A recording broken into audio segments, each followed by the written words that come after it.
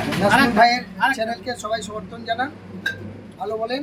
এবং আমাদের শিখা ঘোষ এবং মামনি মজুমদার, এখানে বাপ্পাদা আছে এবং আমরা সবাই আছি সঙ্গে।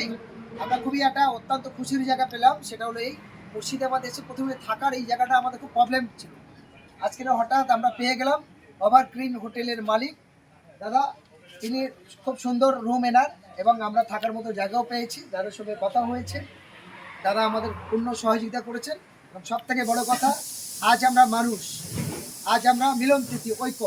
যখন হসপিটালে একজনের অপারেশনের ক্ষেত্রে রক্ত লাগে তখন আমরা বিচার করি না সেটা গরিব লোক না বড় লোক, ধনী লোক না গরিব লোক, দিনমজুরি না চাকরিজীবী, শিক্ষিত না অশিক্ষিত, হিন্দু না মুসলমান।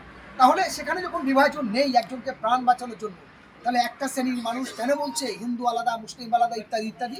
আমার দেশের সংবিধান অথরিটি রাইট দিয়েছে যে যে যার খুশি মতো সে স্বাধীনভাবে চলবে, স্বাধীনভাবে খাবে, তার নিজস্ব গণতান্ত্রিক অধিকার অনুযায়ী সে তার ধর্মীয় স্বাধীনতা পালন করবে। তারপরে একটা শ্রেণীর মানুষ স্বাধীন দেশের জনগণকে পরাধীন করছে, গণতন্ত্রের নামে দলতন্ত্র রাজত্ব করছে।